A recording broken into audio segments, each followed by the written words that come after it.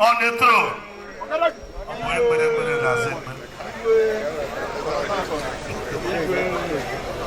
Thank you. Okay.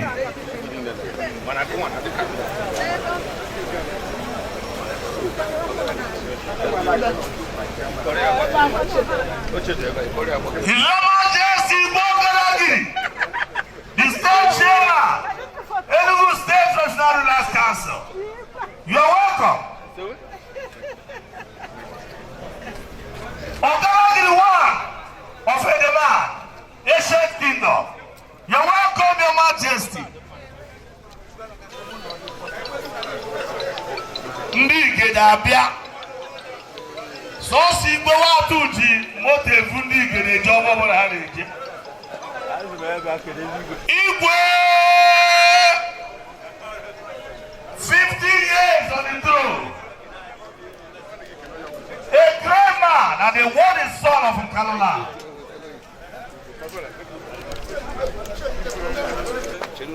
On Abia, the prince of Igbo, the prince of Nkalo, barrister, honorable barrister. You're welcome.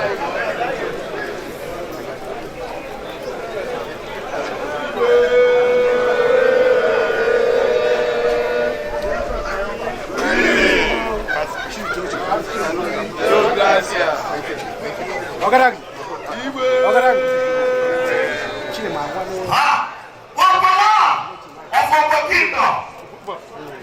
Your Majesty, you're welcome. His Majesty will okay, doctor. a gentleman, a grammar from the You're welcome, Your Majesty. Former Stairs of Assembly, Enugu, SPA to the governor on legislative matters. Thank you, sir. Because we were in the Igwe Gaga, Bikohage Kenea, the great patron, Enugu State National Rulers Council, the chairman, Enugu State National Rulers Council, all the Igwe, they take it. Because among the they take it. Nabai. All we were up at the thing.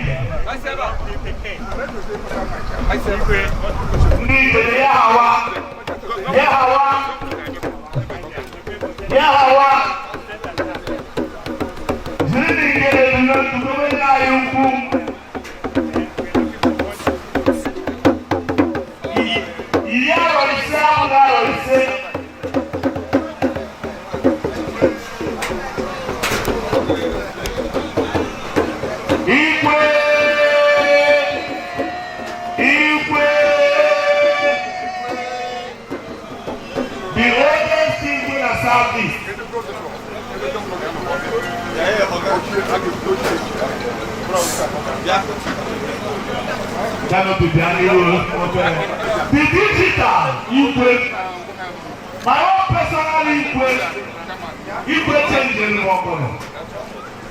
Igwe planning moto. His Majesty Igwe Chakra. Authority second of Ogbu Nation Kingdom. Omoka Enugu State. Ezu de la Kano. Ugowa Nakugo. The grammar. A stronger, fearless man, digital.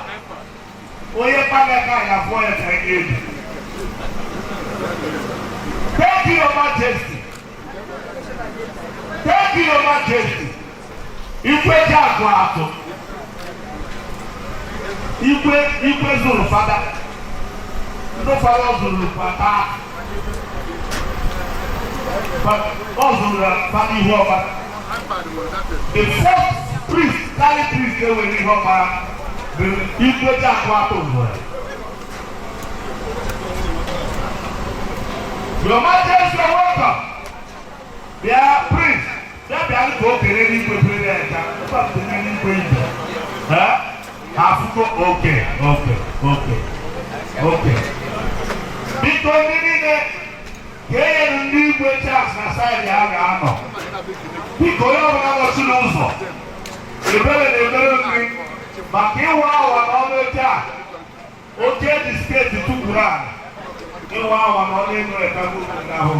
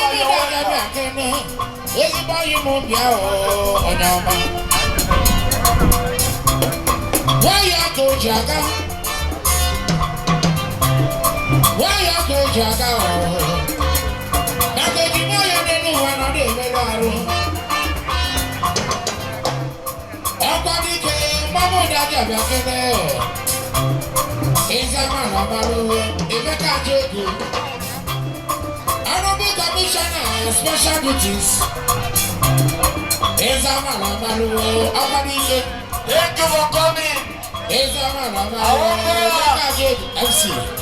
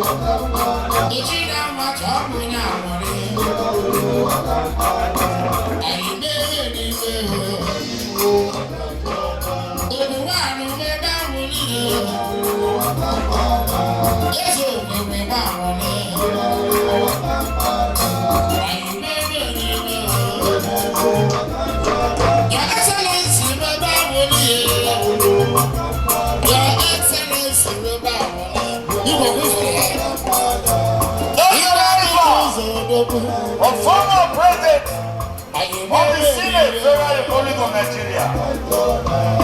Igwe Senator. Yeah. Igwe. The chairman of today's occasion. You welcome the chair. Yeah.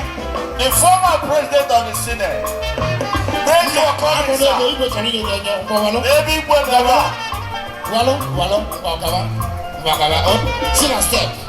Sit and step. God bless you. The former president of the Senate. In front of God. A great man and a worthy son of Canada. Thank you for coming. The chairman.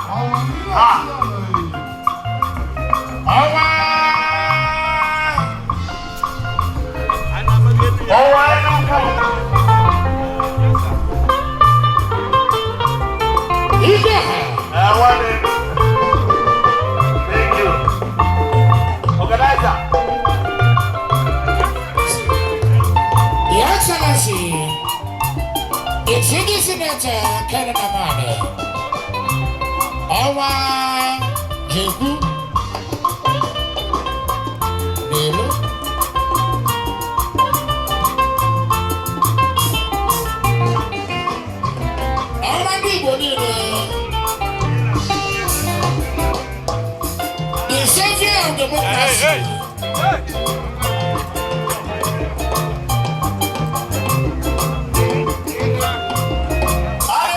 Hey. We welcome you, Archie Honorable. What is it? Nama. Ikoha, you're welcome. Ikoha and you also need it. I not soon know.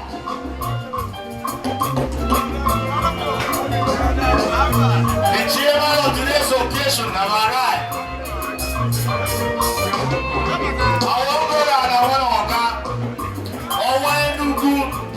The former president of the Senate.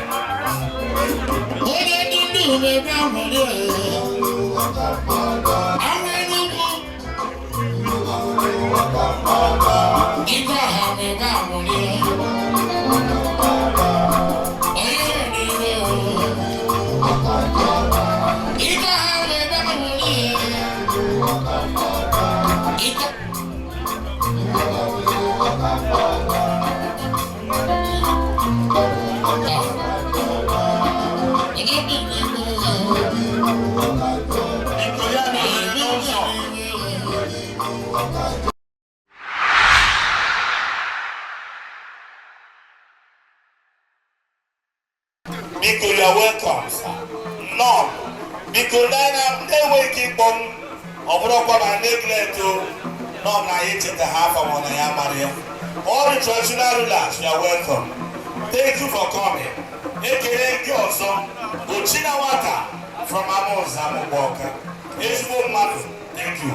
Yes, ladies and gentlemen, please, I want to welcome Honorable Obiajino Ugo. Ask for assembly member Enugu State, member representing Musaturana. I say him no. Alina Navata, His Royal Majesty, yes, a barrister, Igwe Obiajino, my own traditional ruler, Alina Navata, His Excellency, Senator K. Naman Odogu, history of in Nigeria. Akabo was on our top. One and no, Eshboma, human developer. Akawaki, 001. Ladies and gentlemen, I welcome the 5-star priest, the priest of Umbrumbu, a very good man, the tallest man. I think the Honorable Commissioner, thank you for coming.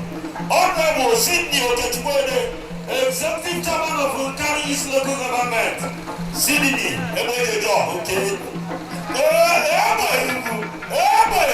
The former council chairman, right honorable, former commissioner. Yeah. You are chief honorable. Thank you. Honorable Chief Nana Obodo. Igwe Kanu. Igwe. I sing it now. Thank you. Thank you. Igwe. I sing it now. Honorable Bobo Kite. All the way from Abia State. Honorable Bob.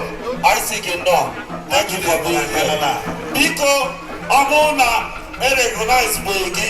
Just here over the time. One thing never. One thing never also. Igwe passing it now. Thank you. Thank you and God bless you. Thank you. Thank you so much, MC Akoto. Thank you.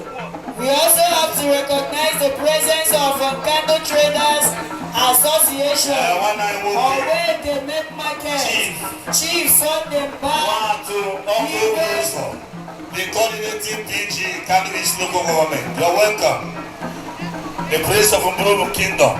The Commissioner for Innovation, Science and Technology. Enugu State. You're welcome, sir. Thank you.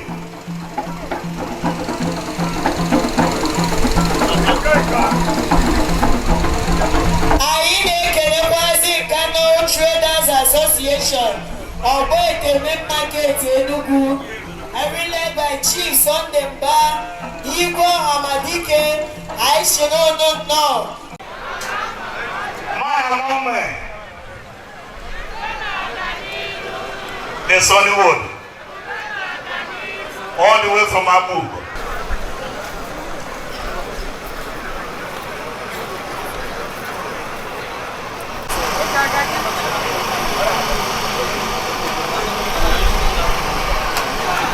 Anyị na-ekene ndị Knights of St. Murumbu. Anyị na-asị unu nnọọ. Ọkwa dị correct? Okay, St. Murumba. Sorry. Ịma na iji hụ n'akwụkwọ ụmụ ọ mee iwe ya adịkwa ọkụ. Ndị Knights of St. Murumba nọ. Dịkwana ihe unu ji ege na-efifi ege m na night na-eyashi. Na-eyashi bụ unu kwesịrị ị na-ege. I see the one of God.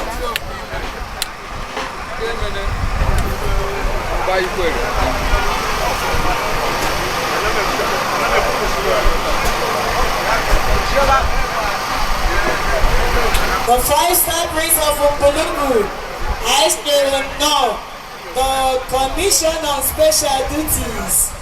I don't rather know. No. Batando! The triple star.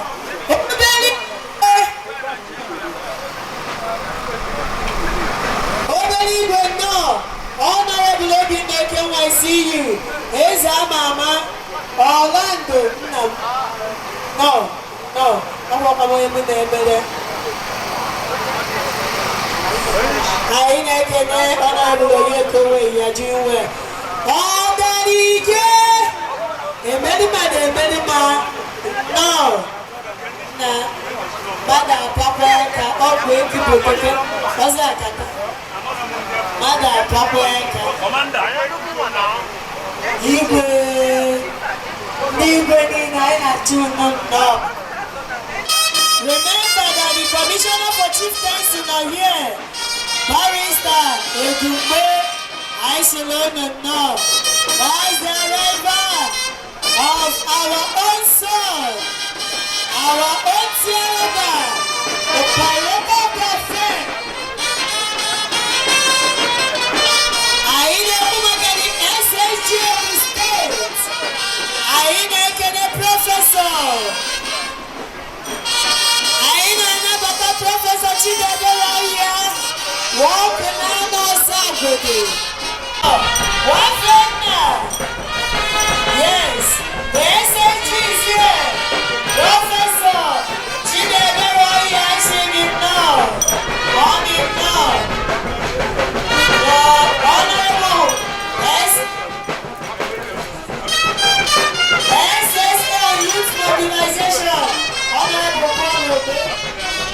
they said you should not come to now. They said you should Yes, I am Professor Chidebere Oya. The SSG, you are highly welcome. I'm a king in the Igwe. Yes, with his own tolerance. I am a Igwe. One of the honors in Osawa. I think thank you. Honorable Mike Eno. Mike Orenzi. I think thank you. Thank you so much. Yes. In a short while, I'll be able to get the program. The chairman and director, that's what they say when they are one by one. Okay, now. Honorable. I say it now. Honorable, you know the one. Like, let the man who gives the dog Okunana with money. Yes. Okunana with money. I never on the camera. On the camera. I say it now. His Excellency, Senator, Dr. Kenny Maman. I said it now. Our Nigeria. I said it now. Thank you. Yes.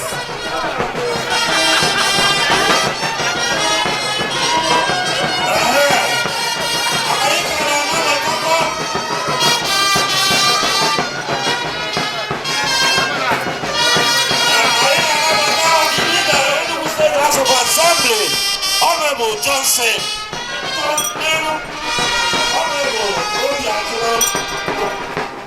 Yes.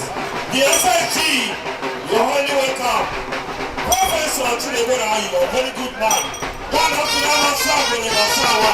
On our march with the executive chairman of Vulcan West. Honorable John Obodo. John Nash. Ojepe Mabo. Oboye Patarego Ochi. Yes. Aina Sulu. Yes. The former minister, Federal Republic of Nigeria, Robert Johnson. One in law, Ezimowa in law. Ezimowa in law. Chukwukaze in law, Jesus. Yes. Are you in the neighbor preacher?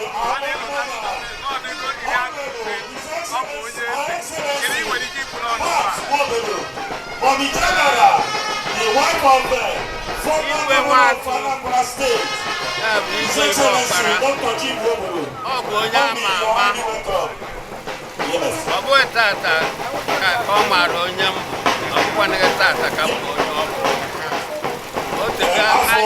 Princess, see, I say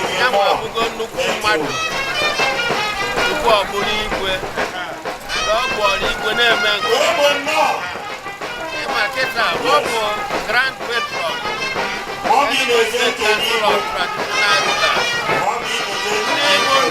Igwe, Enugu State, the former minister, I want to name a man.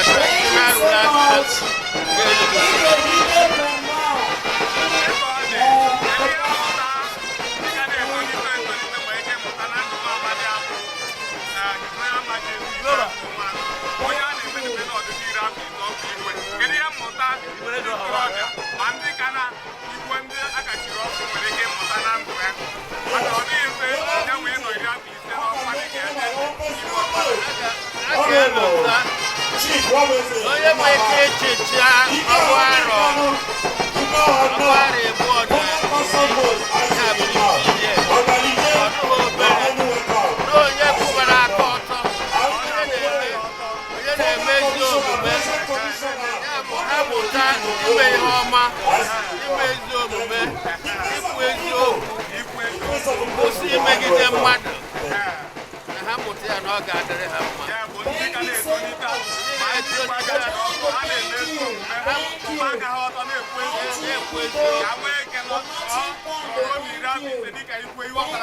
ghara ime ihe ọjọọ onye na-eme ihe ọjọọ ga-esi ya onye na-eme ihe ọma ga-esi ya maka ihe ọma igwe ihuokpara na-eme ruo ọnọdụ ọ nọ na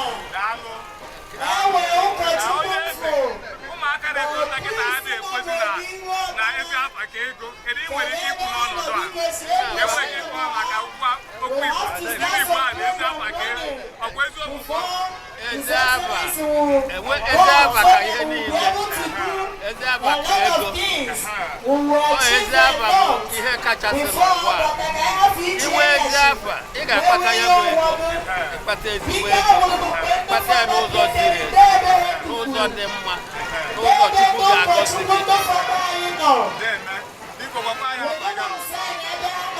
Royal Highness Igwe ebe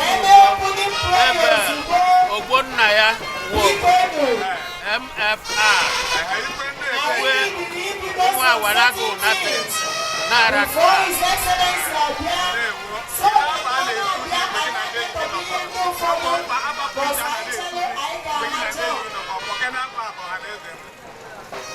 a na-etu ọtụtụ abụ Awarago 1 mgbe ọ dị mkpa ezi udo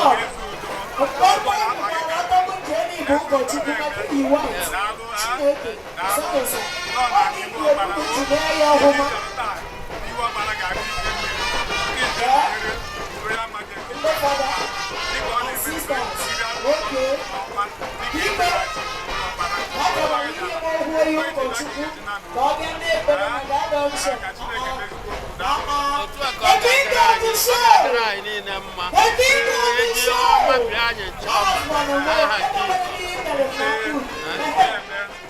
Afa m bụ Dr. Lady Chinyere Novet an associate professor of the social science education department, University of Nigeria, Nsukka. Abụ m onye ihuokpara ebe a. Ọgụ abụ m onye Ụmụahịa, amụrụ m n'Ụmụahịa mana anụrụ m n'ebe a. Abịara m maka igwe be anyị na-aṅụrị n'isi maka na ọ nọgo na on the throne oche ezi iri afọ ise ọkụ iri ụbọchị ise. Kedu ihe mmụta dị na ndụ Igwe onye nke a na-emerube mme na ọ dịghị iri afọ ise ọ nọ n'ọkwa ihe mmụta dị na ndụ ọha na eze kwesịrị ịmata ma ndị nọ ebe a ma ndị na-anọrọ wee ihe mmụta dị na ndụ Igwe anyị bụ ọ bụ onye udo. Ọ bụ onye udo. Ọ daghị achọ mmegbu. Ọ chọrọ ebe a na-emegbu mmadụ. Ọ chọrọ ebe a na-emegbu mmadụ. And Igwe ebe anyị ego mmapụte ada atụ ya n'anya. Ezi afa ka ego. O kwenyego na ego mmapụte dị mma n'obodo anyị. So ya one of the things Igwe anyị bụ onye na-akwụba aka ọtọ na-eme ihe ọ nọ ka nna ọ bụrụ ọdụ sọsọ n'ihuokpara mana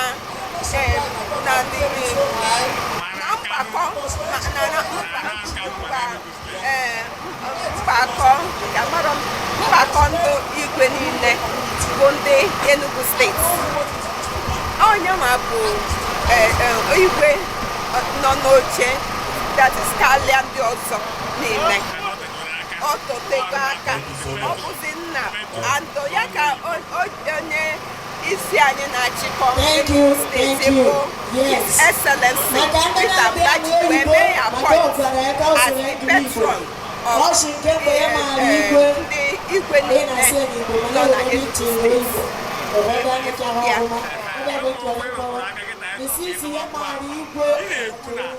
onye na-ebe anya na ndụ Igwe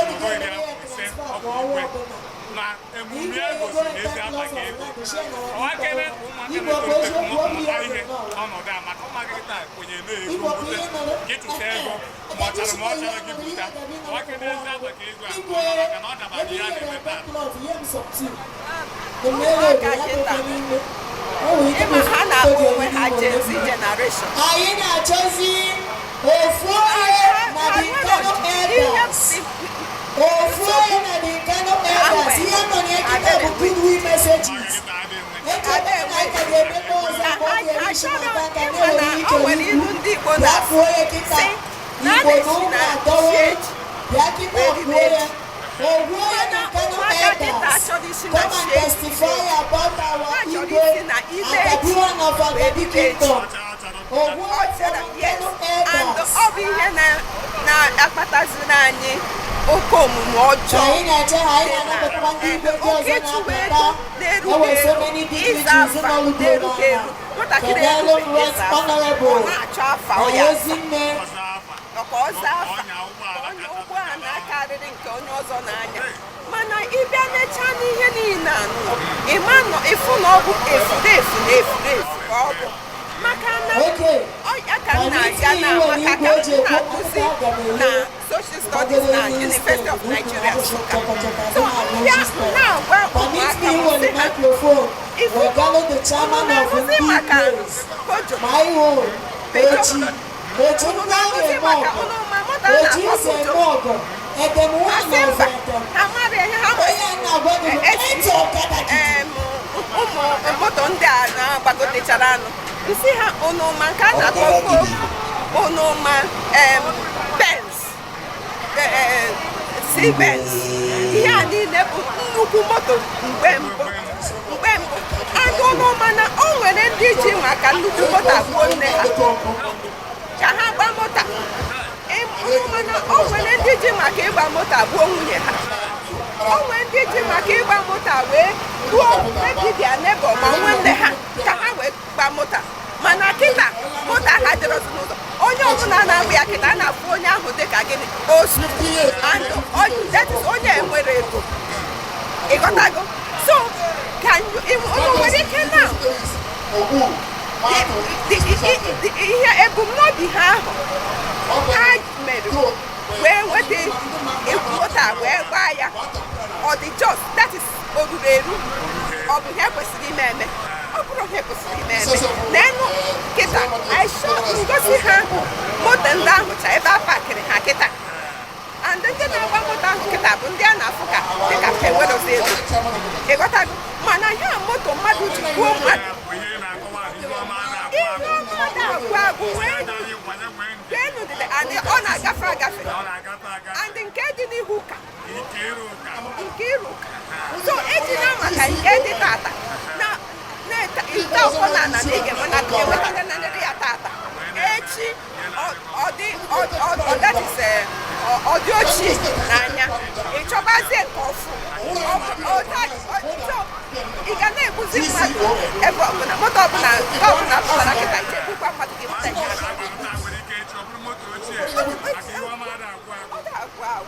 ọ bụrụ ụlọ nke esi na ị ga-arụ ịfụ ụlọ nke ihe ọ dị mmadụ ịbịacha na aba kịta ị ga-afụ ndị bụ ụlọ a na-eti ndị ya bedekịta abụrụgo ụlọ ochie and ụfọdụ mmadụ jere gwa ọgwụ ego ka e were rụọ ụlọ ahụ. So kedu gbuo mmadụ were ka e were gote ego wee rụọ ụlọ ahụ. So kedu isi ya kịta ụfọdụ ha bụzi abịazịa sị na a chọrọ ịrụgharị ya akụkụ ebe a ka arụgharị ya ka ọ dịkwa ka ọfụ nke na-egwu kịta.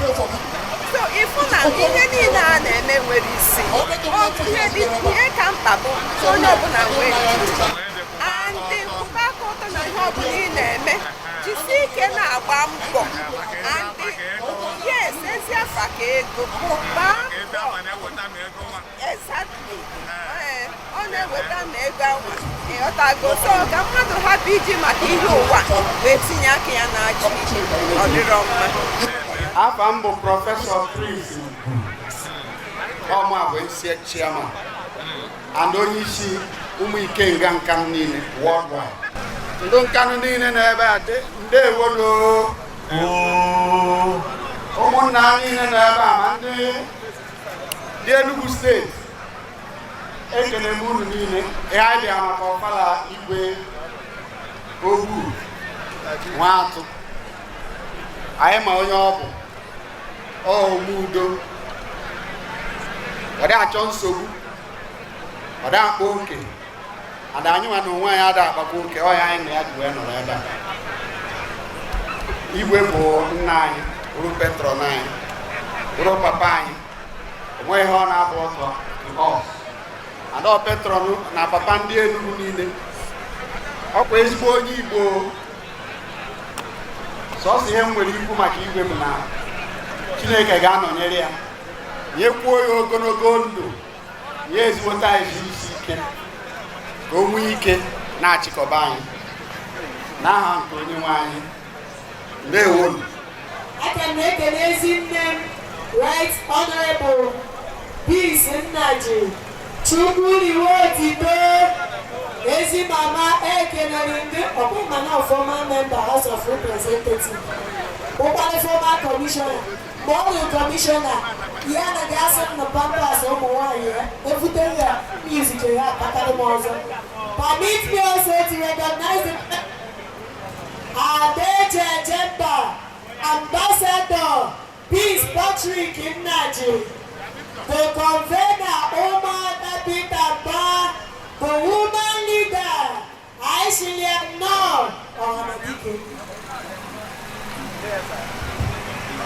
Thank you. Igwe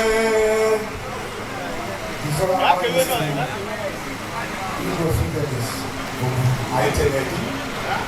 I know the Common Traders Association. Come wait in the market. Jobia, wait the Tata. Inquire group. It's the way to the Chineke Mama, Martin Homo Melody. But 50 years. But I'm over Igbo 50 years. I'm going to be here 50 years. On top of 50 days. I see 2 out of the window. You wait for 50 years. You got to go with that. Jesus. Amen. I told you I'm going to wait for that. I was in Canon as well. I'm going to wait to make market. Joe, the I'm going to wait there. I will make it that. I see all that. I take my Igwe. All that I take my Eke. All that I take my Ori. All that I take my Afo. All that I take my Afo. In the thing about Tabata. Shut your belly. I said, oh, I think my Lord Jesus. Igwe, don't wait to see that. Thank you very much for your advice. Thank you very much for everything you've been doing for us. We are grateful to have you as our royal father. Thank you very much.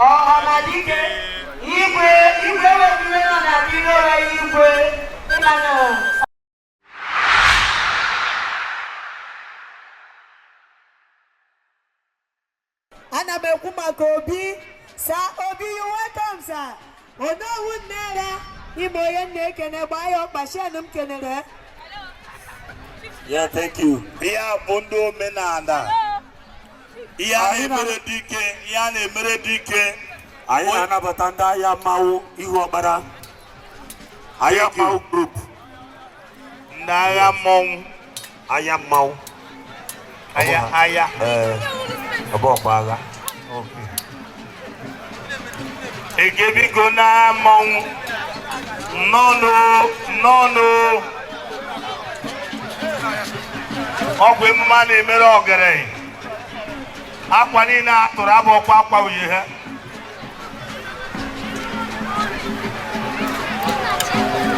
Yes, you're welcome. Thank you. His Majesty Igwe Elder Namchi Emmanuel JP. Ezuru Nwatu of Okane Ani Amagunze. You're welcome. Igwe has celebrated 50 years on the throne. Big everybody in Okwarende, I cannot do easy. They are celebrating the patron, Enugu State Traditional Rural Council. Obayalan on easy. Grand patron, Enugu State in fire. igwe niile nọ n'elu onye ọ bụ prọfetọ ha onye abụ nna ochie ochie ọ bụ mmadụ oya ya na igwe kwesa anyị na today is special day kwesa anyị na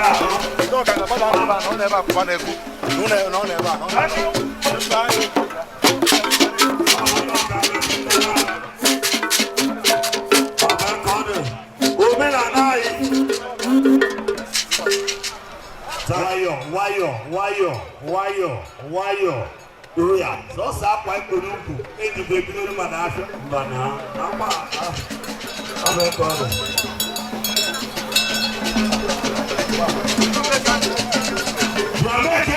Spigo ọbụ eke ọrụ igwe na-akpọpụta ego n'ọbụ ya na-ekpu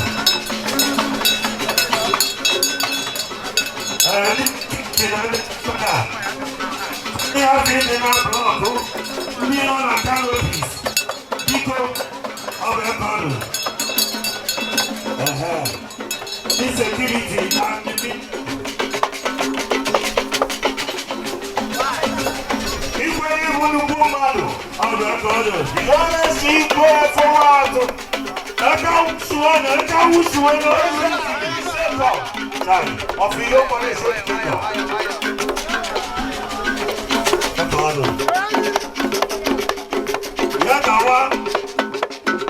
onye bụ the chairman planning committee n'ihe bụ na ihe niile a na-eme ebe a na-aga nke ọma ma ọ bụla ọga ndị ọga haiti barista na n'obodo ikele nke karọna ọtọtọtọ bụ ihe bụ nke isi haiti bụ n'obodo ezigbo mmadụ thank you. Yeah, my first time in the man getting oh, my God. Okay, we're going to go on. They produce it up. They want to see how they produce it up. Oh, my God. Yes. Please,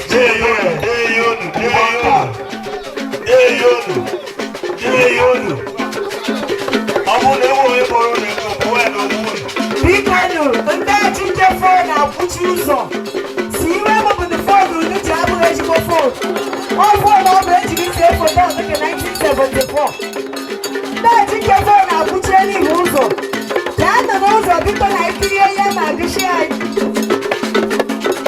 Thank you. Ka anyị na-anabata ndị nọ n'ọgbọ my beautiful sister wonderful love Jelobata ezigbo mmadụ honorable Ngozi Eni, the Commissioner for Gender, Children and Social Welfare honor here Oga Dano. Kenelo my mommy engineer Uche Nwanebemunda Moka my mommy. You can enjoy my senior brother, right honorable Bekoja. Can enjoy my commissioner for special duties. And baby my name is Mafia, Baju. My one yeah, thank you. Bigo, Unana Badi Ebude Gosi Owu. Everything on a tent, you look at it, Gosi Biagana. Una block Uzo. Bigo, on the on a tent, you go to Gosi Biagana. Una block Uzo. Bigo, yes, this year is not waiting. This year, Arina Kene, the Zona APC chairman. Now the one for I not sing it now. The PDP, the APC chairman, they look not.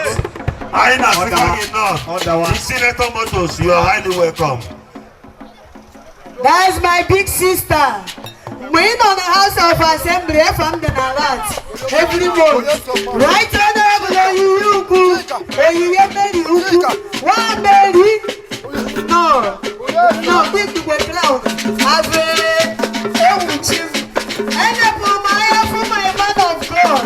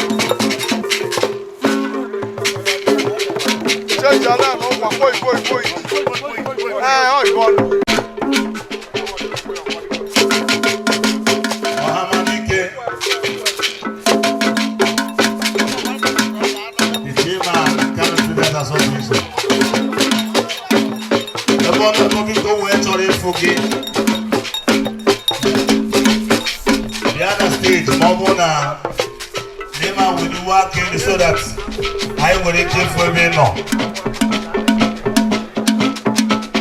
Or am I every boy?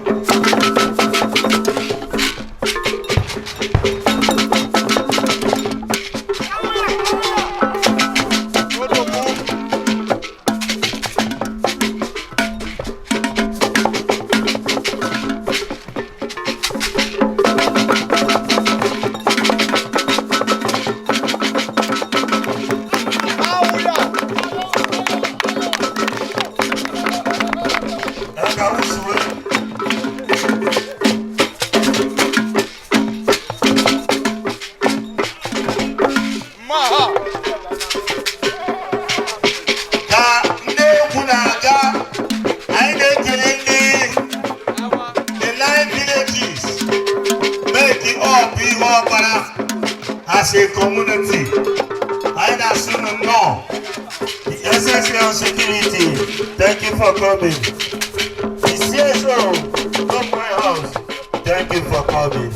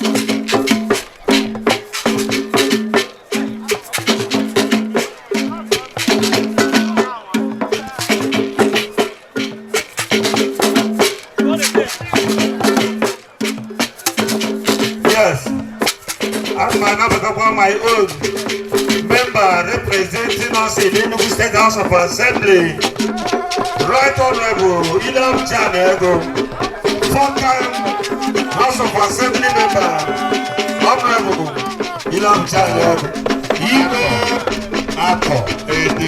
you're welcome. Honorable Atede, the Conductor Ensek, I say.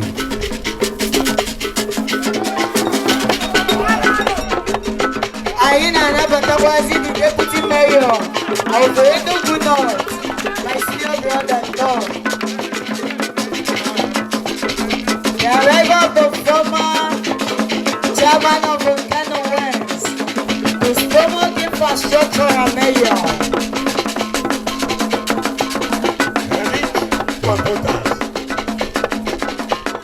Rich computer, right honorable Henry Ogbu Nwatu. Alongside my own personal person, no, I can no. Right honorable Paul Najafo, I say good no.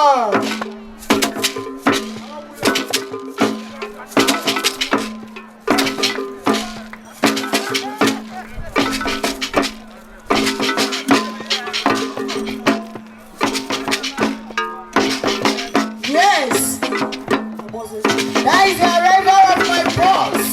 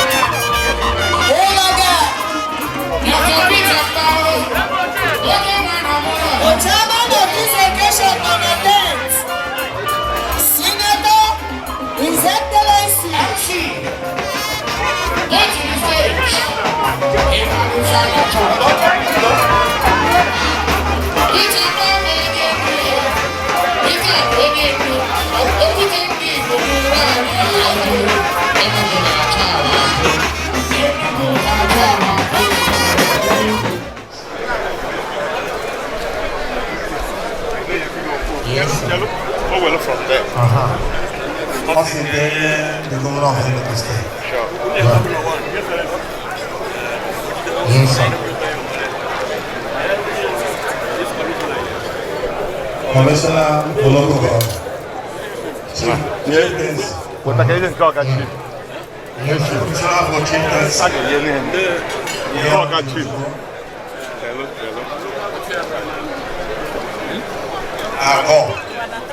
Thank you. Igwe. Our princess.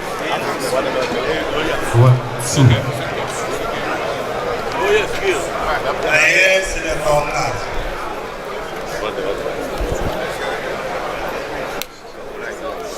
Excellency. Thank you, man.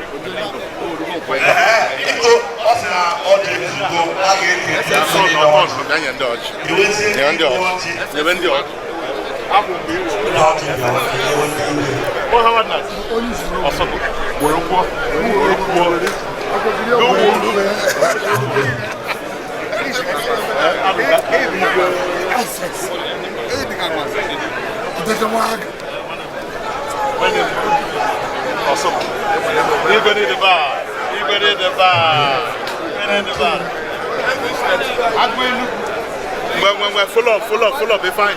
Full up.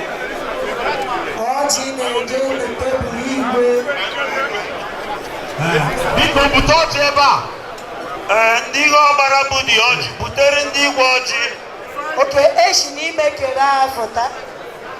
Mana ndị Igwe ga-abụ ọdụ. E nwere ndị Igwe tụpụrụ n'ime ha bụ ụzọ ha.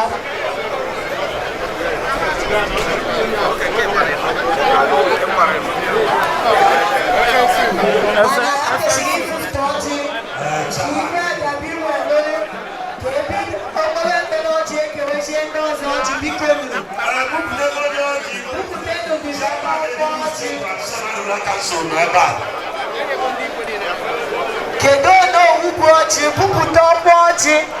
Ono bupụta ọjị n'ebe ndị Igwe nọ. Igwe na-ekwu okwu biko. Anyị na-ekele Chineke maka ndụ anyị. Anyị na-ekele Chineke maka arụ ike o nyere anyị. Anyị na-ekele Chineke maka na o mewo ka anyị nọkọ ọrụ ihuokpara taa. Onye nwe anyị ekele gị, ya na ekele n'aka anyị. Eze ekele nke ana anyị bụ ụmụ gị anyị ọrụ gị. Anyị ekpere maka gọvanọ anyị, maka ndị be anyị niile, maka ihuokpara, ezinụlọ gọvanọ, ezinụlọ ndị niile bịara ebe a, ma ndị na-abịaghị ebe a, ndị Enugu steeti, ma ndị na-abụ ndị Enugu steeti.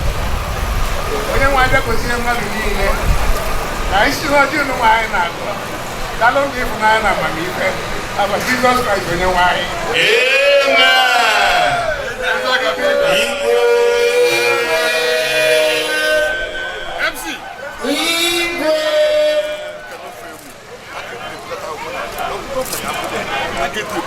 Yes. Yes, sir.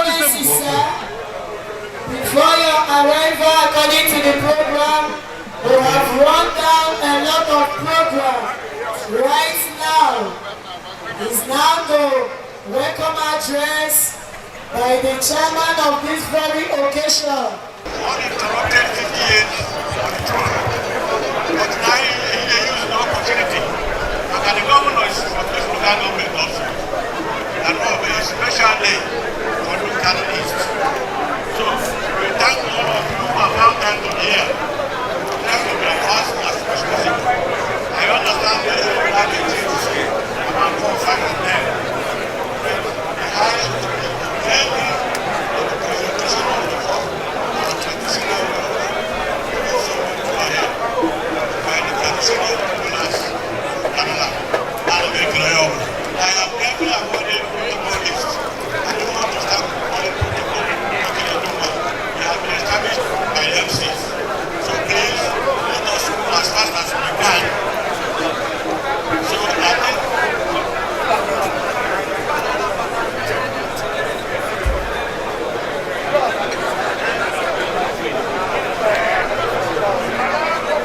thank you for your audience.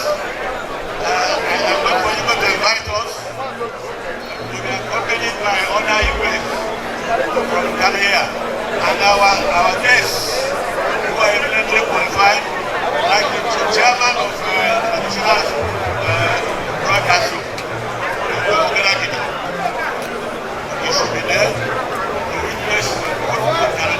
Thank you. Thank you so much. Thank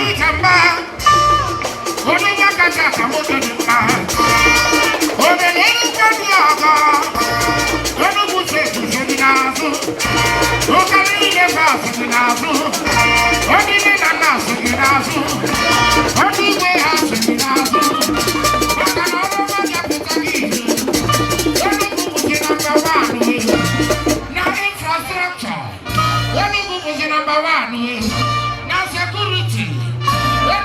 number 1.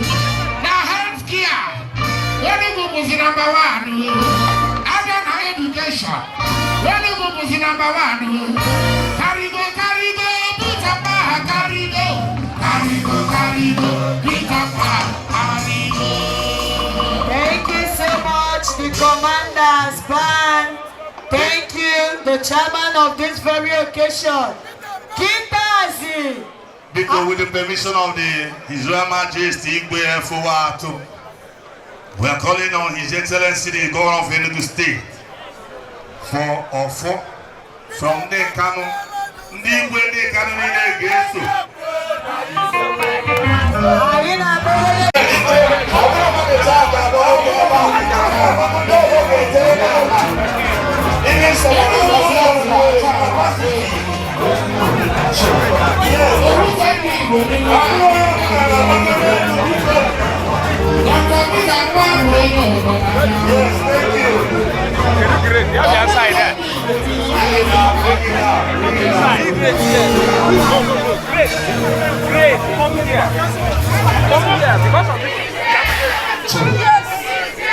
Go back so that you come back here. Look at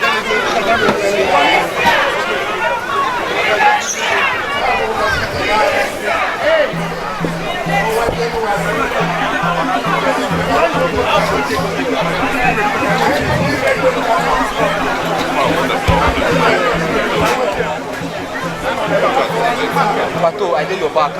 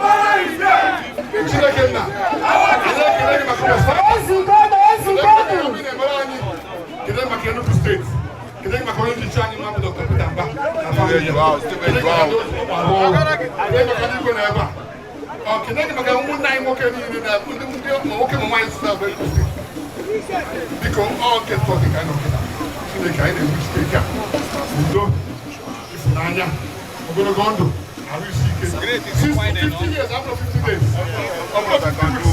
After 50 months. After 50 hours. Yes, I can be. Fine, I'm here. And I'm saying, because he gave over the gun. I got caught here. Still of Jesus. I took that from J. E. S. U.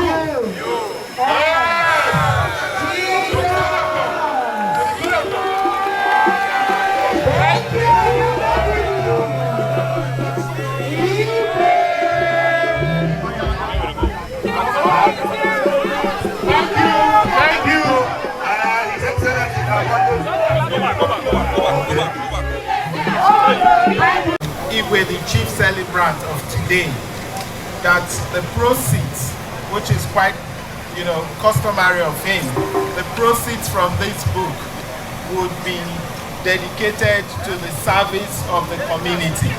So on that note, I am going to, on behalf of the government of Enugu State, ensure that we have these books in all our libraries. And we're also going to get the electronic copy, which we are going to install in our digital museum at the government house. On that note, it is my pleasure, it is my honor to unveil this book. Thank you. Thank you, Your Excellency.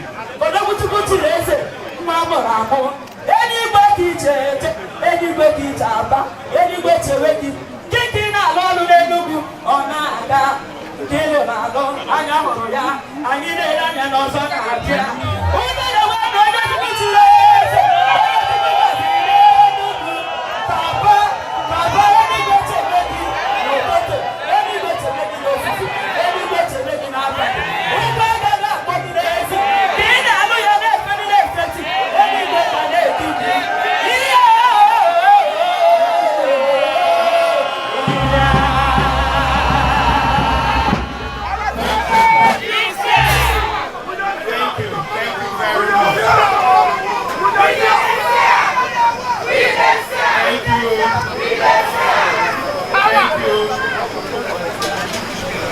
the former Senate President of the Federal Republic of Nigeria, and also the chairman of today's occasion, His Excellency, Distinguished Senator Ken Nnamani, GCON, the wife of the former governor of Old Anambra State, Her Excellency Dr. Patricia Jim Nwobodo,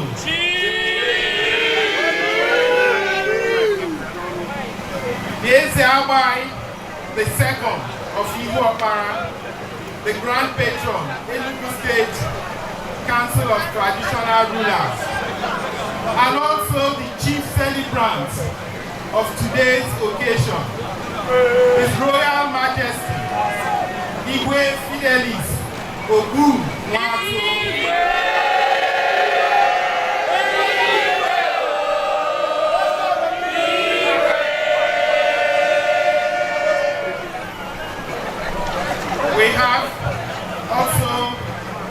midst today, and I wish to acknowledge them. Former senators of the Federal Republic of Nigeria here with us, former members of the House of Representatives here with us, former ministers, former deputy governors, principal officers and members of Enugu State House of Assembly, secretary to the Enugu State government and members of Enugu State Executive Council here, the chairman of Enugu State Council of Traditional Rulers, His Royal Majesty Samuel Asado Ogada Gidi I, and other revered royal fathers that are with us here, and I must also add their laws. We acknowledge you all. I cannot start naming. We have Ambassador Bukusu, we have Ochinawata, we have Igwe. So here are your numbers. I acknowledge and recognize all of you. Thank you for coming. The outgoing chairman and chairman of various governments here today, our revered fathers and other reverend men of God here with us, reverend fathers and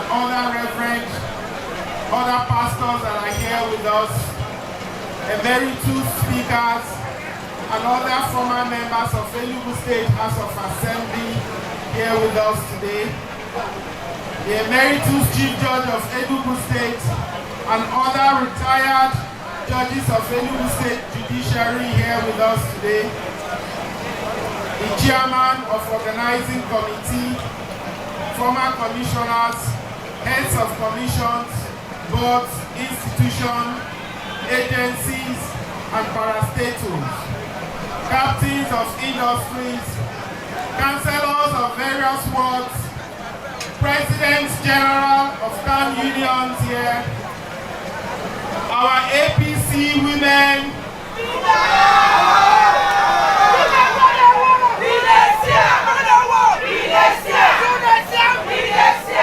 the youth, our APC youth wing,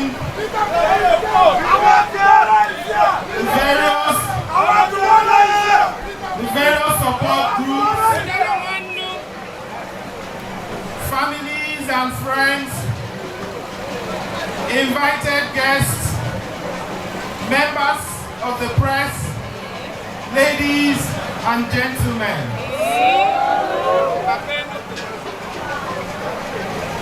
First, I'd like to begin by thanking our elders and our revered royal fathers for the event of today and what had just happened. The offer, the staff, the seal of authority that I have just received, the weight of it, the import of it, the significance of it, and the value of it cannot be lost on me as an Ghana man.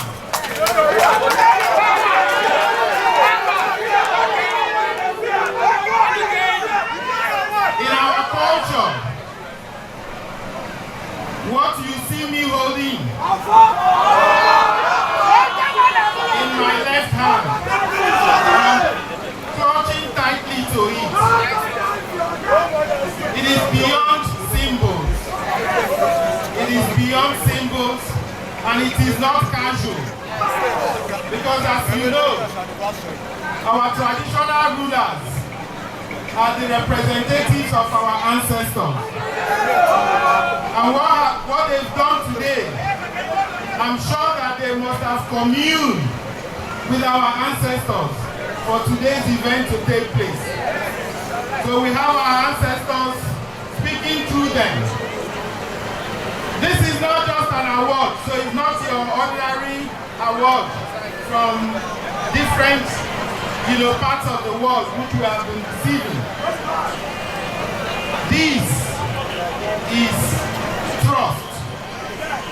This is authority. And it has been conferred on me by no other than my people. An honor bestowed on me by my kinsmen can never be compared with any other honor under the sun. So,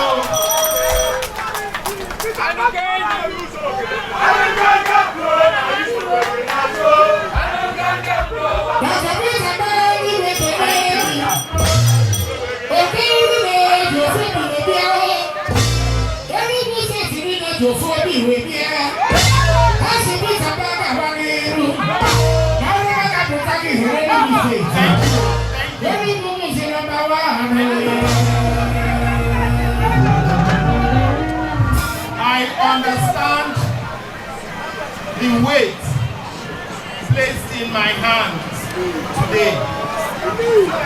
I know that this endorsement for us to continue to serve our people comes also with responsibility. And I understand that clearly. I want to also affirm and reassure our elders, our traditional rulers, that I'm going to continue to serve you with humility. I'm going to serve you with all the energy that I have and every fiber of our being. We're going to continue to make you proud, and you will not regret your action. We cannot thank you enough. But there is also something that brought us here today, which is essentially what gave rise to this offer. It is the celebration of the 50th Coronation anniversary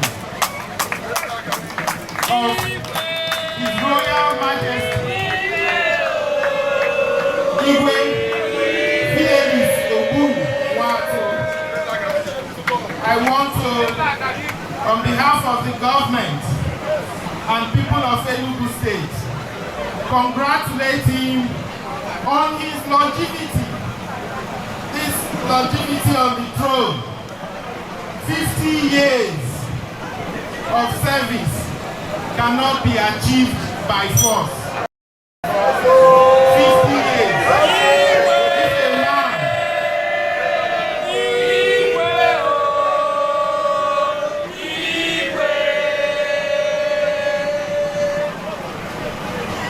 If a man has served his people for 50 years and his people gathered the way we see here today, because what we're seeing here is a reflection of honor. Honor to a man who has dedicated his life to the service of his community. A man who has dedicated his life to the service of his state. That is a reflection of what we're seeing here today. People gathered from far and near to pay homage, to pay their respect. And so we join in honoring him and congratulating you. Igwe, congratulations.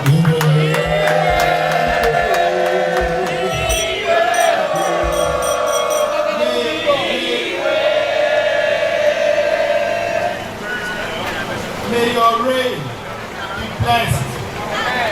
May your reign continue to be in good health. Igwe, long may you live.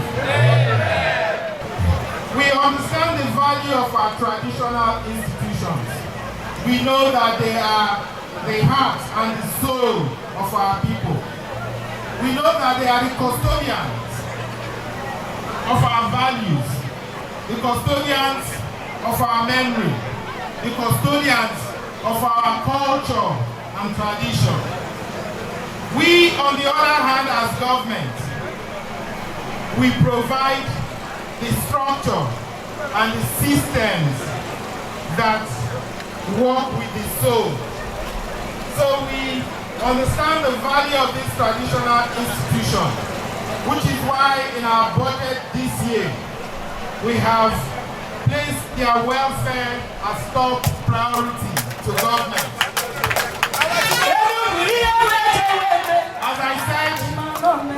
As I said during my budget presentation, and from the beginning of this month, what you're going to be noticing in your alerts when you receive it, I'm saying this so I prepare some of you so you don't deal with the shock. You are going to see something that is humongous. I hope you're able to contain your excitement. We are also going to provide vehicles to all our principal officers. We're committed to that and we'll see that happen from this January. When we say this year, we mean January. So you're going to start seeing that change.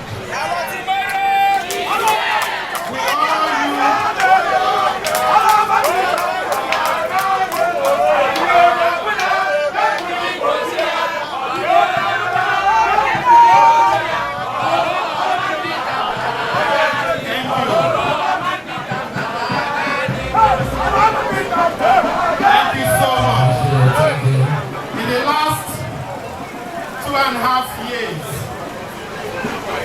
we have invested hugely in our people because we have made our people the centerpiece of governance, which is why you can see the education renaissance that we have launched in Enugu through the Smart Green Schools.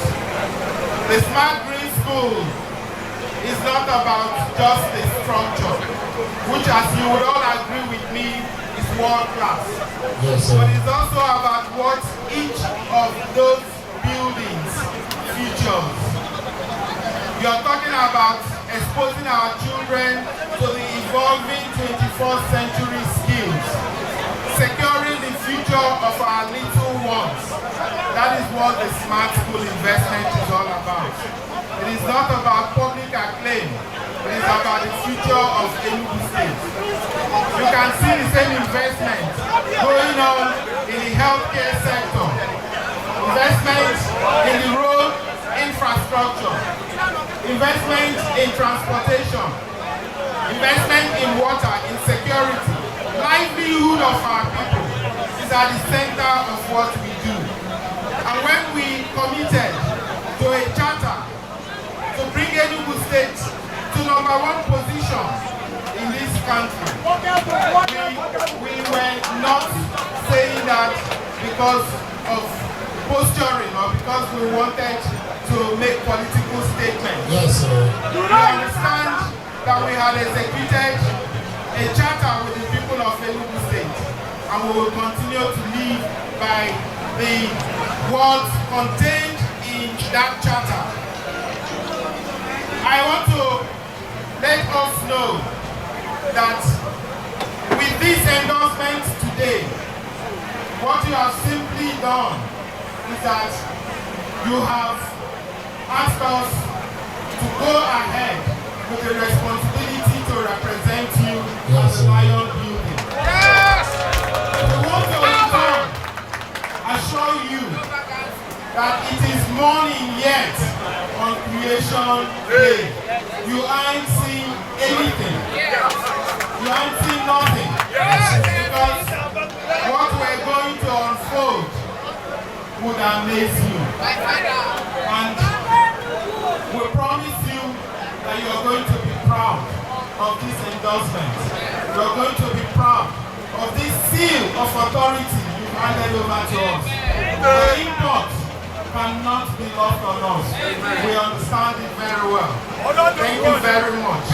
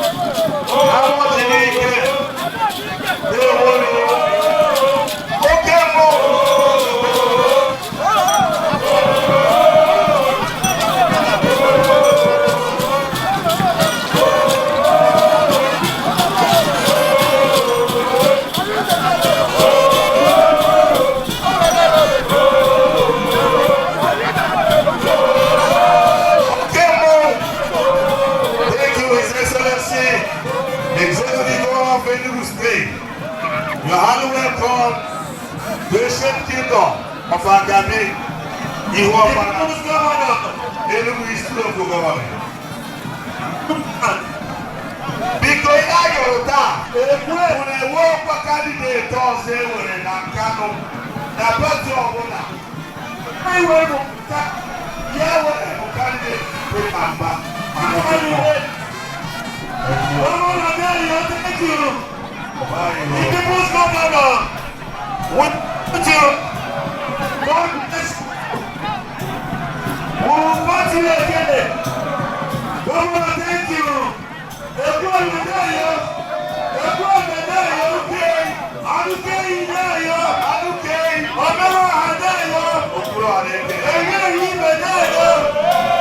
you. Ladies and gentlemen, I want to announce the arrival of Honorable Igwe representing Enugu South in federal constituency. Igwe, welcome.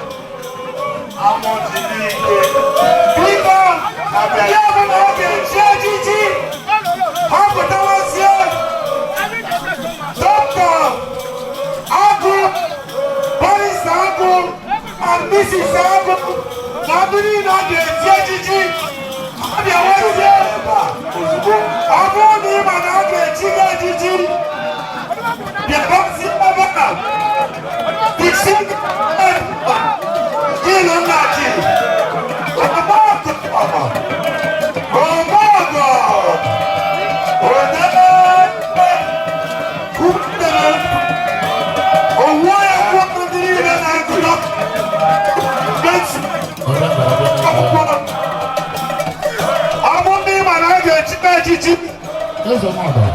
I see Igwe now. Yes.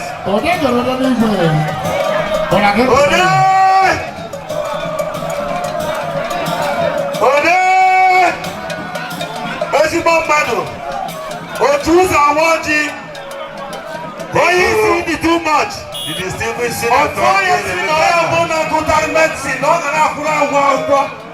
no matter what, thank you. Thank you. You're a good man. Yes. Captain and Mrs. Agnes Naji Odegede. Yes. I want him to get Gigi.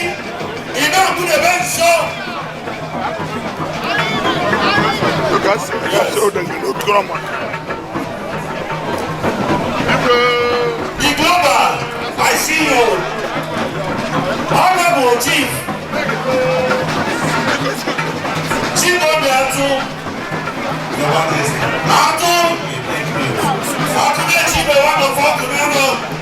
Member representing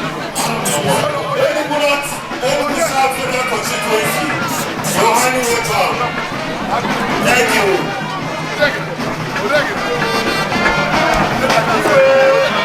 The global, I see the title.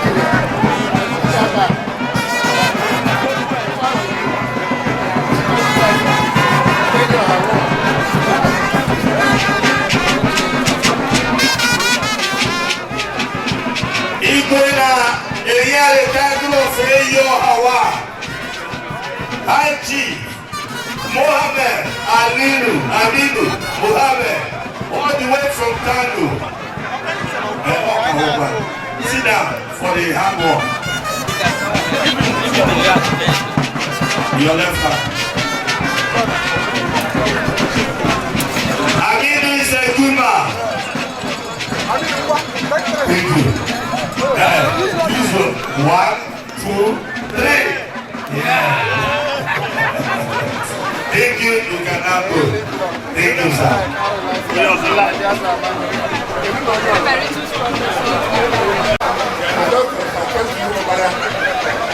I treated over 100. This woman was among them. And for this reason, I decided having worked in the world on the basis of women Kenyan services. Therefore,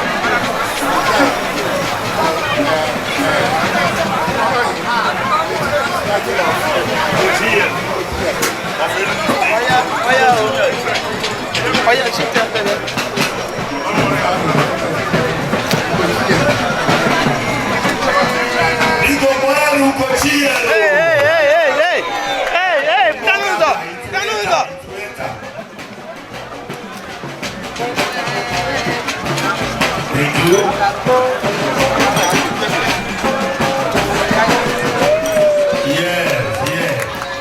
Put your hands together.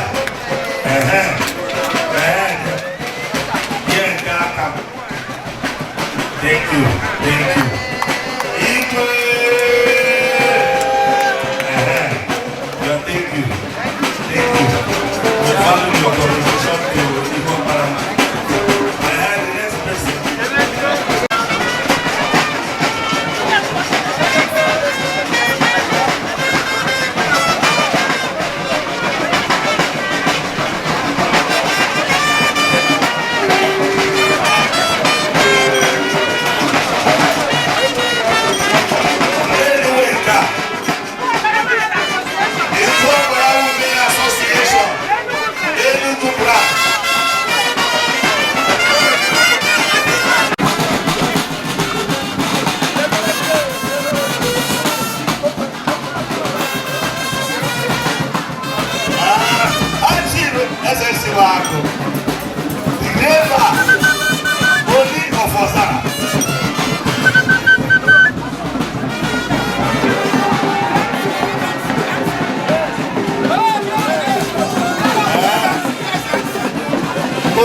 Yeah.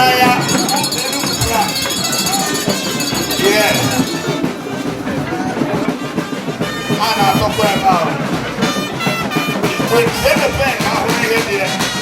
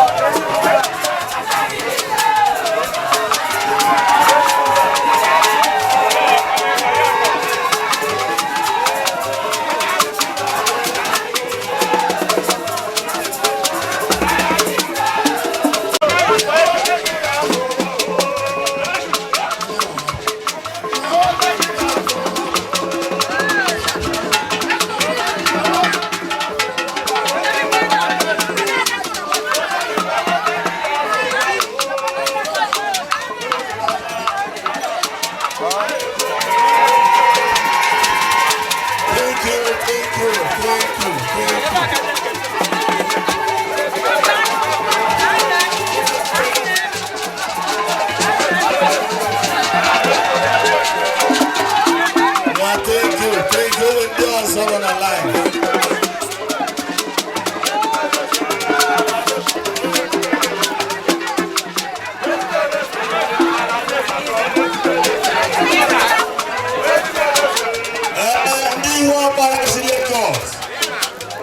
Ihuokpara Association from Lagos.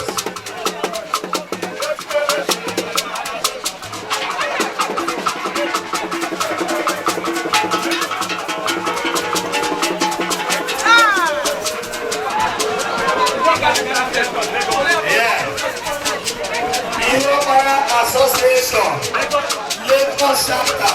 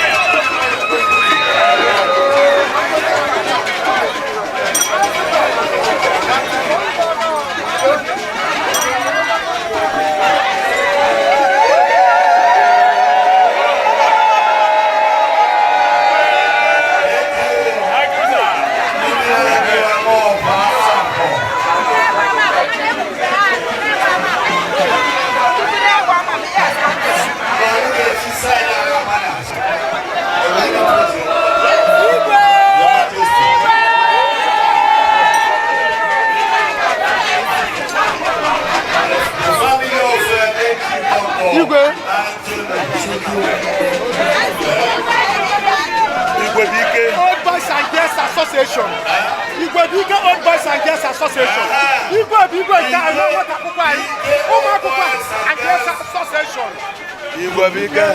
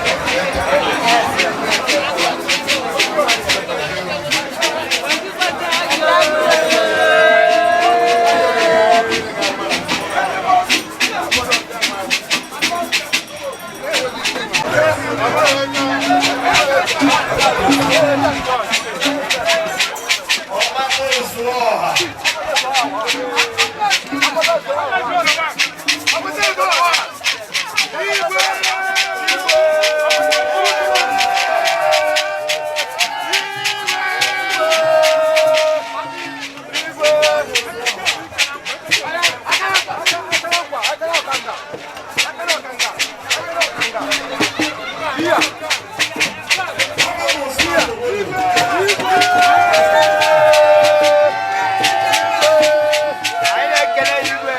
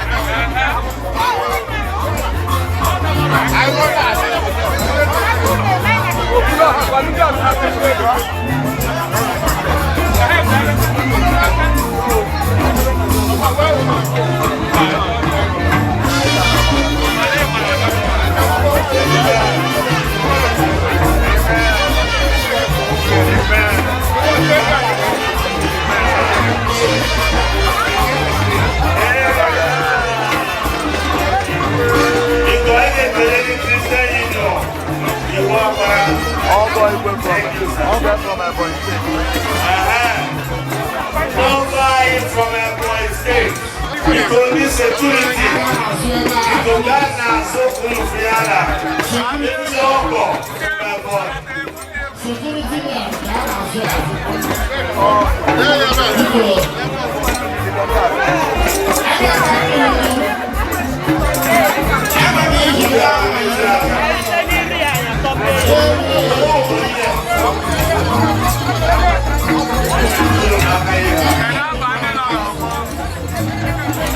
All the guys from Ebonyi State.